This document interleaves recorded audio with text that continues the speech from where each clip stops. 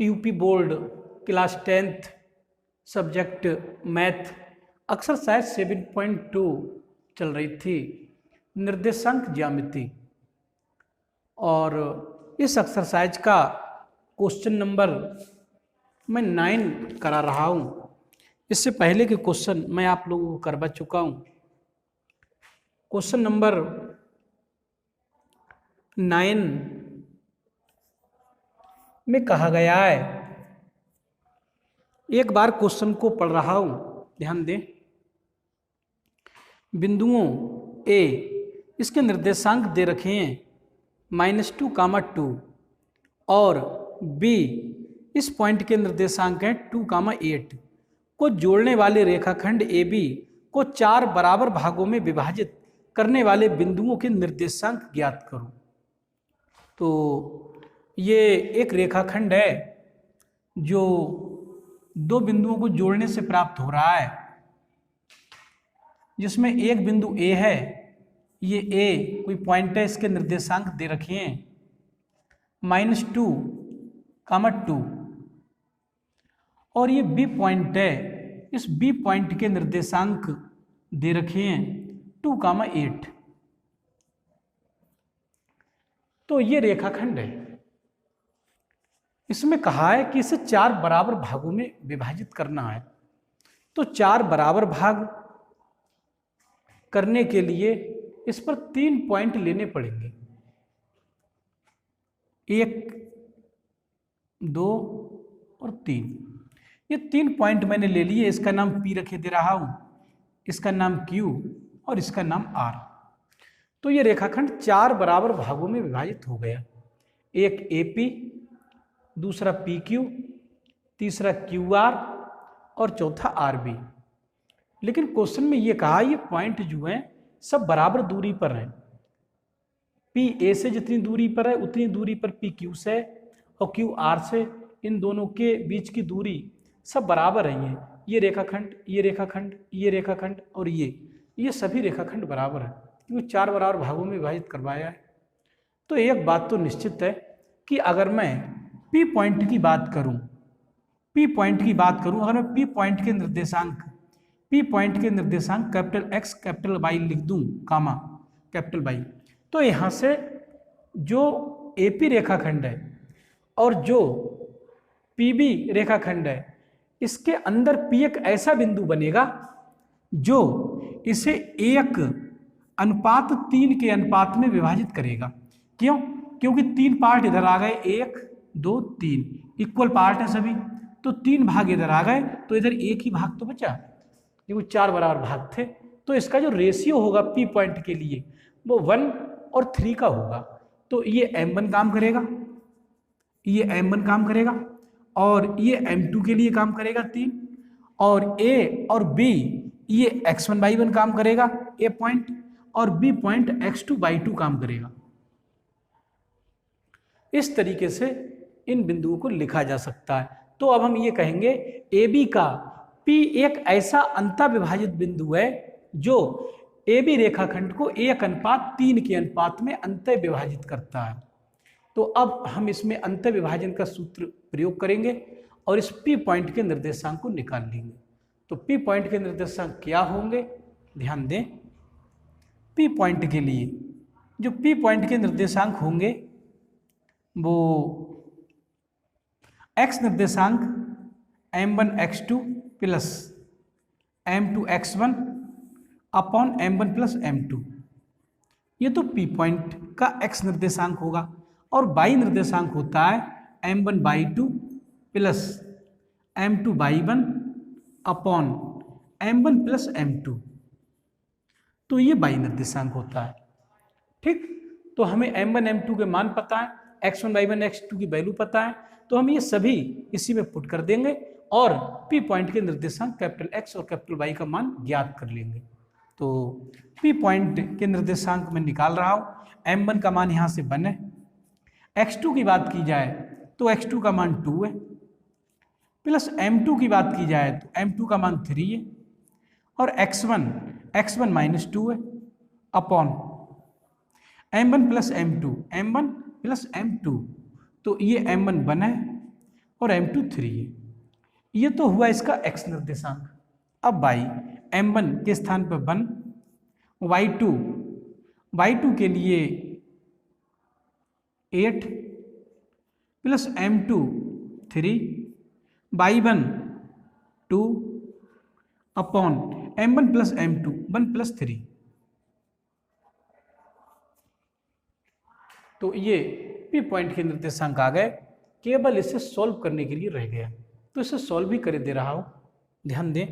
P यहां से 2 की 1 की मल्टीप्लाई हो जाएगी तो 2 1 2 तो ये मिलेगा, और यहां से प्लस और माइनस माइनस का ये 6 मिलेगा अपॉन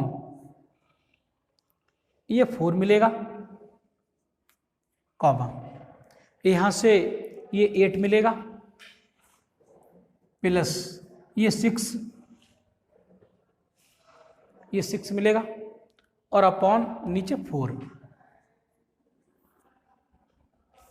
पी। यहां से 6 में से 2 प्लस के जब कम हो जाएंगे तो माइनस के 4 बचेंगे यहां से, और बटे 4 नीचे। यहां से 8 और 6 14 हो जाएंगे अपॉन नीचे 4। 4 से 4 कट जाएंगे, 4 एकम 4, ये भी कट जाएगा 2 से, 2 दूनी 4, 2 सत्ते 14, ऐसे पी। तो ये -1 मिलेगा, कामा ये मिलेगा 7/2। तो पी पॉइंट के निर्देशांक आ गए, एक बिंदु के निर्देशांक आ गए, ये इस पॉइंट के लिए इसका आंसर हुआ। ठीक, अब मैं यदि Q की बात करूं, Q पॉइंट के निर्देशांक की बात करूं, तो Q पॉइंट के निर्देशांक कैसे निकालेंगे, ध्यान दें। अब मैं इसे तो मिटा दे रहा हूं,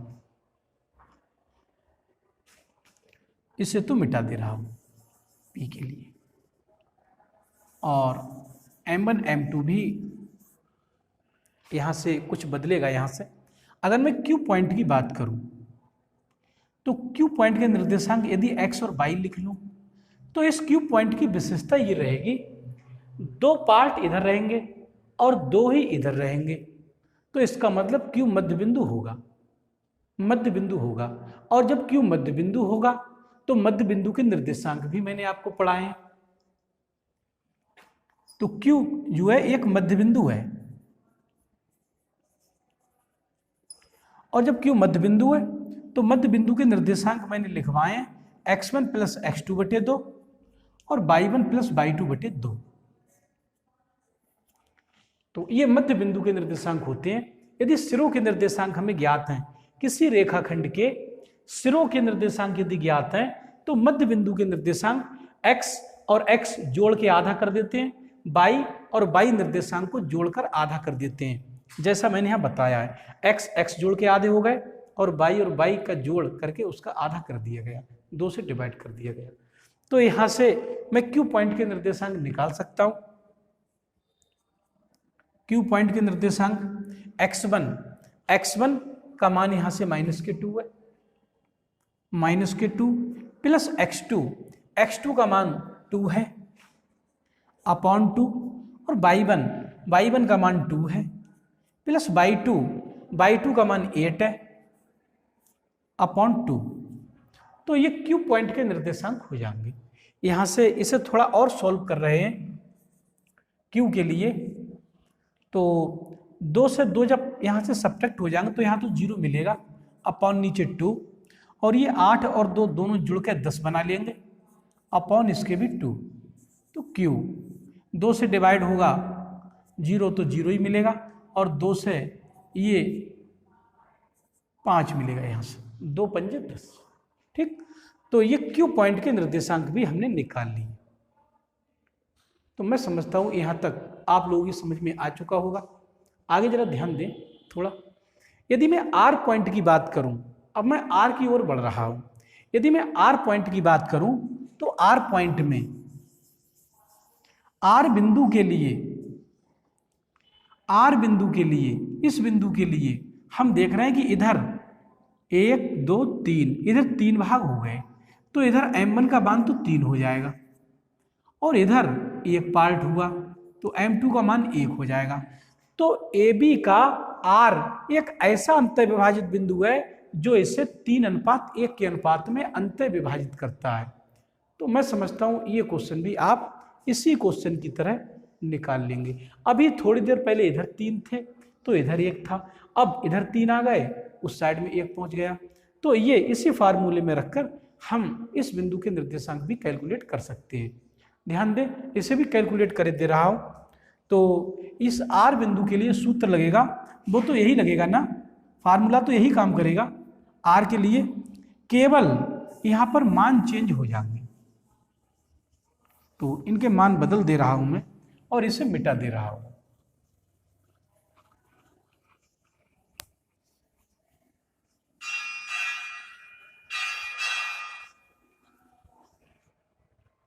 तो m1 का मान यहां से 3 है। ER पॉइंट के लिए मैंने फार्मूले को चेंज कर दिया। x2 की बात की जाए तो x2 का मान तो 2 ही है, प्लस m2 1 है, x1 -2 है, upon m1 plus m2 3 + 1, m1 3 by 2 8 plus m2 1 by 1 2 upon m1 plus m2 3 + 1। तो ये R पॉइंट के निर्देशांक आ जाएंगे। तो ये 3 दूनी 6 तो ये मिलेगा, माइनस के 2 अपॉन ये 4, और यहाँ से 8 3 24 तो ये मिल गए, 2 एकम 2 वहाँ से मिलेंगे प्लस के, अपॉन नीचे 4। तो ये R पॉइंट के भी निर्देशांक आ जाएंगे। 6 में से 2 घटा देंगे तो 4, अपॉन में तो 4 है ही, और यहाँ से 26 अपॉन 4, 4 से 4 कैंसिल हो जाएगा, एक बार जाएगा, 2 दूनी 4, 2 एकम 2 3 6। तो R पॉइंट के भी निर्देशांक आ गए 1, 13/2। तो ये R पॉइंट के भी निर्देशांक आ गए। तो इस प्रकार हमने P, Q, R इन सभी बिंदुओं के निर्देशांक निकाल लिए। तो मैं समझता हूँ ये क्वेश्चन अब आप लोगों की बहुत सही तरीके से समझ में आ जाना चाहिए। इस वीडियो में इतना ही। वीडियो को लाइक कर दें, चैनल को सब्सक्राइब कर लें, और मेरे द्वारा पढ़ाई जाने वाली इस वीडियो को यार दोस्तों में भी शेयर कर दिया करो, जिससे गरीब और कमजोर वर्ग के छात्र भी इस निःशुल्क, सस्ती और मुफ्त शिक्षा से लाभान्वित हों और भविष्य में एक अच्छे गणित छात्र के रूप में जाने जा सकें। इस वीडियो में इतना ही। धन्यवाद।